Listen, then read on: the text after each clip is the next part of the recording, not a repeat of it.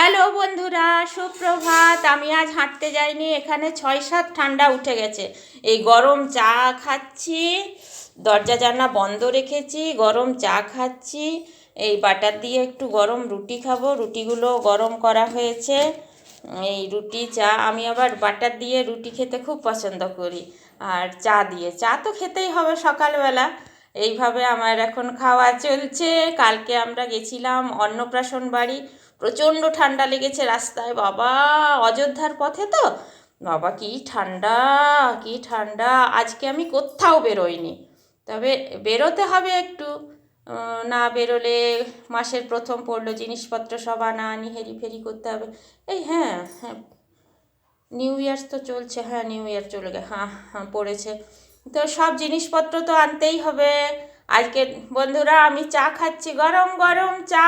কে কে খাবে গরম গরম চা? চলে এসো বন্ধুরা।